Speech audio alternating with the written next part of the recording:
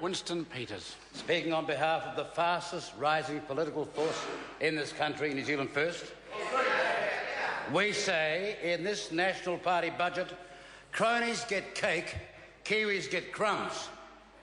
This is an exclusively members-only budget of the National Club. There is little for the ordinary people. And Mr. Key got up like a choir boy, then went to falsetto, then started acting like a comedian, which he is not, and then he walked off. Unfortunately, this budget, take the heat off Judith Collins. Quite the reverse.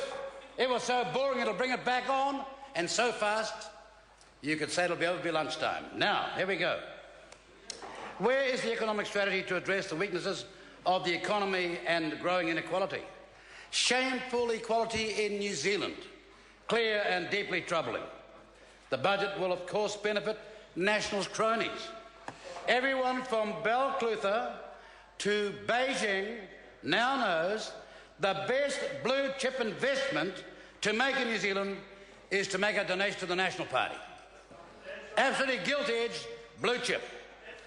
The weakness of the economy is there for anyone who lifts up the engine bonnet to see what is happening within the engine itself. Despite the best terms of trade, in decades, we still have a chronic balance of payments deficit that the budget pretended was not even there. They call themselves economic managers.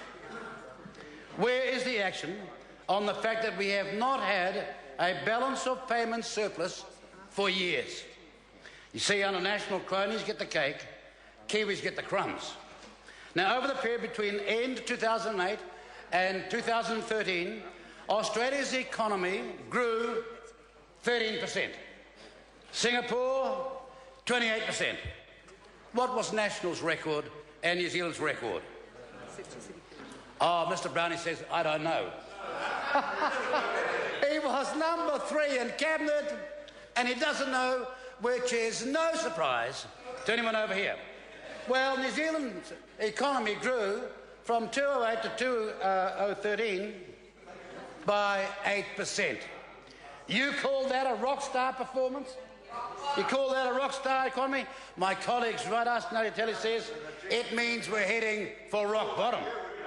So there's a small, highly contrived budget surplus, like some backdoor beekeeper or bookkeeper's balance.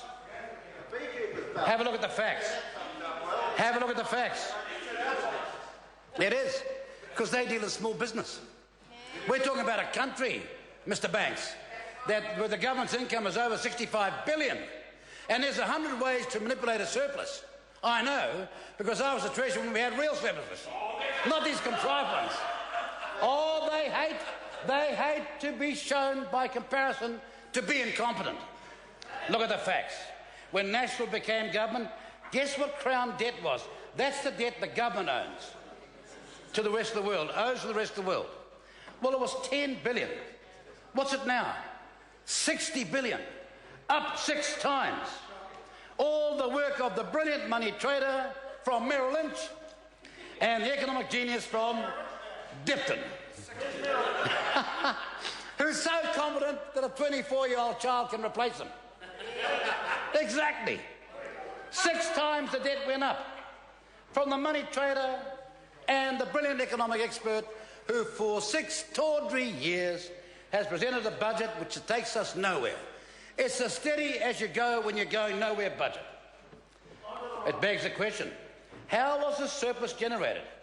Because if this was a private company, the auditors would be in jail. If this was a private company, massive debt, balance of payments crisis, right? Debt up 6 times. The national debt, that's everybody, the public included, 150 billion. Sounds like Spain, sounds like Portugal. If this was in a public company, the auditor would be in jail. Lots of smoke and mirrors. All sorts of cuts and devices have been used. We have a massive problem with hundreds of rotting school classrooms. Did they mention the rotting schools they must fix up first before they make this investment in education? Not a word. But we all know it's there. It's rising. There have been scores of cuts in crucial public services, such as conservation and biosecurity, and we are in grave danger on the biosecurity issue because anybody inside customs and on border control will tell you they're up against it, undermanned, underwomaned, underfunded. And they sit there and say they are the ones who can be trusted to run New Zealand and our security. And now, what of forgotten Christchurch? What sort of government holds back money deliberately, nakedly and secretly from the Christchurch rebuild so they can manipulate a surplus in Wellington? What sort of country? It is not a lie, Mr. Brownlee, and if you will close your big mouth, I'll explain how I get there. Oh, see, I struck a nerve. See, when you arrest somebody in the street for burglary, they get upset.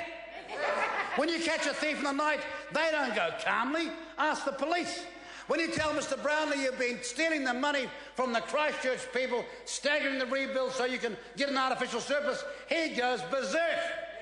Starts shouting out. Order. He can't say that, of course, but I don't mind. It would take one to know one, wouldn't it? Leave it to you, Mr. Speaker. Is that fair? Thank you very much. And he smiles in confession. He smiles in confession. What about Christchurch? They hold back money to manipulate a surplus from the people in Christchurch who have been suffering now year under year under year under year with a man called Brownlee's in charge of it. Are there any surprise? You don't have to tell the people of Christchurch facing another terrible winter. They know that they have been sacrificed so the government can boast about its books, and their member from Christchurch in charge of Sarah is the #1 culprit here. Tell the Christchurch people, how can you stand against Jerry when there's no room? Alongside you, about a metre away maybe, but I can't stand against you. Tell the Christchurch people, whose homes are flooded every time it rains, that the fiddle books are more important than their lives. Go and tell the Christchurch people why the government is staggering their rebuild, and now there's a growing contempt for the minister himself and the system itself. Now here we go. That's how they got there. Oh, I say we have struck a nerve. The truth always had that effect, whether it be a court of law or parliament. It strikes a nerve. Holding back on the vitally needed money to rebuild Christchurch, to generate the so-called surplus amounts to a crime. It amounts to a crime against our own people. The facts are clear. The government has jacked up the numbers from an insurance deal when AMI was taken over. AMI was turned into Southern Response Earthquake Services, and there the fiddling started. The proceeds from this sale amounted to, listen to the figure, the proceeds from this sale amounted to $252 million, which was placed in government bonds rather than to settle insurance claims. You smell a rat here? I do. The government deal with Southern Response requires them to put surplus cash on its books into government bonds as well. This has been boosted by money. This has been boosted by money coming in from reinsurance companies, also going into government bonds. How much? They now hold over $500 million in government bonds. Does that sound a bit close to the surplus to you? Yes. $375 million, and here's $500 million in government bonds. Bill English boasted of a surplus today. Mr. Brownlee, go back to Christchurch and apologise to those people, because you know who's guilty of having fiddled the books. Stand against Mr. Brownlee. Mr. Brownlee, I don't like taking candy off a baby. Let these economic gurus from the National Cronies Club go and tell the Christchurch people in broken homes begging for relief what's happening to their relief. Under National, cronies get cake, Kiwis get crumbs. And what about jobs? Where is there a real measurable action plan for jobs? There are still almost 150,000 people in this country unemployed. And if you add to those who want to work but are underemployed or just given up trying, we get to 250,000 or 250,000. And they had the audacity to clap the Minister of Finance.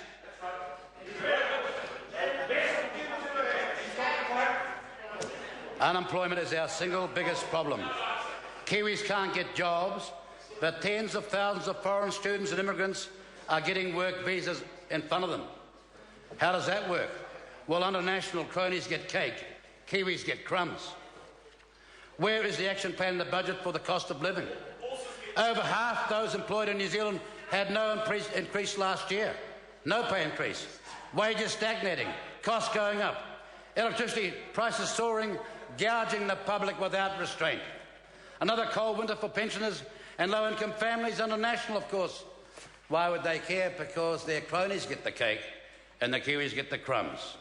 There's a fire sale on assets that we used to own. The budget does nothing to account for the loss of our productive asset base. Much of our primary agricultural land has gone into foreign ownership.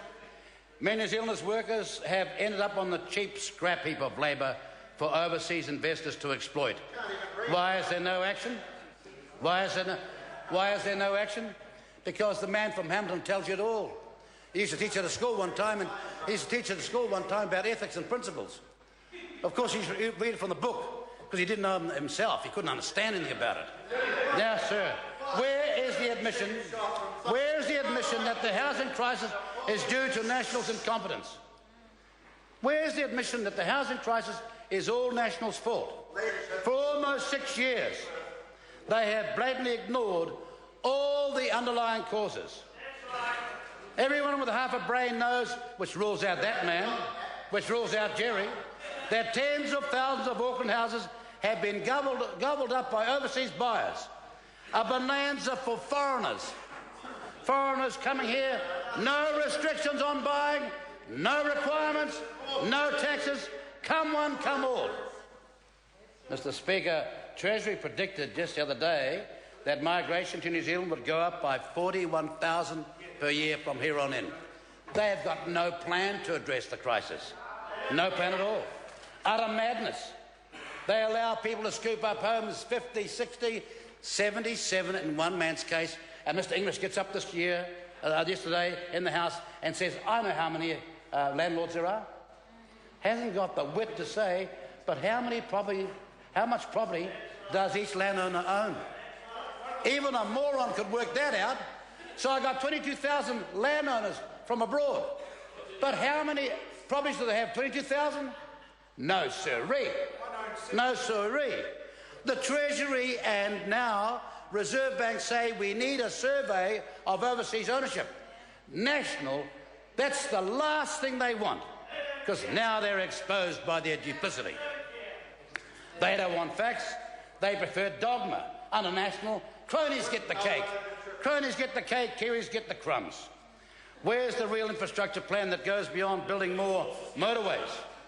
Nothing significant. Auckland's deep in infrastructure deficit. What happened to the rail loop? Nothing. What's happened to provincial New Zealand? Nothing. Where's the vision? Haven't got one. But no, as usual, National's taken the easy way out and kicked this vital project of the City Rail straight into the long grass, where there is no plan. Where is the plan to promote regional growth? Why is this government busting the heart of heartland New Zealand? Yet again, there's nothing substantial or meaningful in the budget for the regions. They produce export wealth. In return, they get exploited on a national. Cronies get the mates. The people, the Kiwis, get the crumbs. This budget has been weighed and has found to be failing. It's shallow and it's empty. New Zealand deserves better. And after 20 September, here's the good news, everybody, out there in TV land. After the 20th September, that man over there won't be here now because he's hopeless.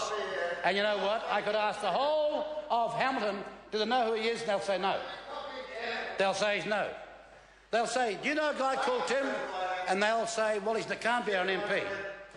Now, after the 20th September, New Zealand First will ensure that we get a real economic strategy for the challenges our country faces. We are going to go back to the glory days of New Zealand in the past to give you a better New Zealand of the future. We know that we were once the greatest country on earth. We know we've still got the same people. We in some ways have still got the same political parties, barely alive now. You know, if Holyoake was around, Mr. Banks is smiling, he knows what I'm talking about. If Holyoake was alive, if Holyoake was around today, he wouldn't believe what he's watching. If Fraser was around today, or Savage, they wouldn't believe what they were watching, because they want, back then, what we want today. We want our resources used by New Zealand people for New Zealand's wealth and to expand the happiness of every New Zealander. Not this cabinet club, elitist, wealth get wealthier, poor get poor, dog eat dog, law of the jungle. That's what the National Party stands for, and they should be damned ashamed of themselves. They think they're going to win this campaign? Well, stand back and watch, because there's lots of motivation now for a lot of people who had given up hope in 2011 to turn out in this election. You know, this party believes in some things which used to be an ordinary belief, but is special today. We don't believe in selling our land to foreign interests, and we believe state-owned assets belong in trust to the people. We believe the government's role is to protect and defend New Zealanders, to be guardians of the country's resources. We must help the people reach their full potential through enlightened health, education, housing, employment, and above all, sound economic policies. They all say it, of course, but New Zealand First believes it and acts on it. We also believe in special obligations to the old and the young, society's most vulnerable. We believe in one law for all, irrespective of ethnic background. Others give a dog whistle when the election comes close, but this is the party that stands by it. We were founded by these principles, not the crumbs of tokenism from the cronies from the National Club. We believe that Maori needs are the same as all New Zealanders.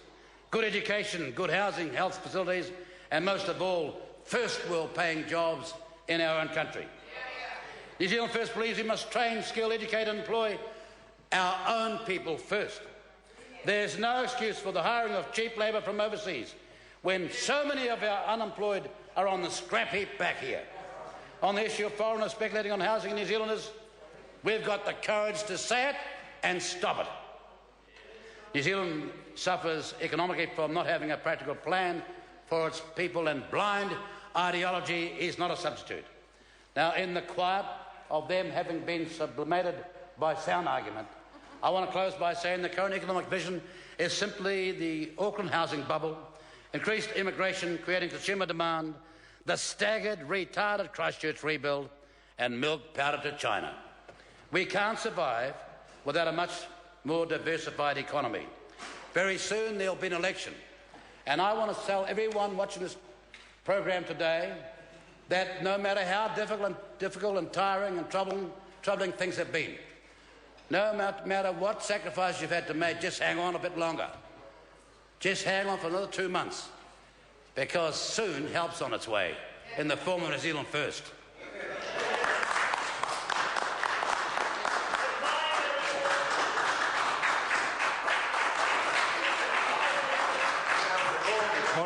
Order. I call Te Ara Whao.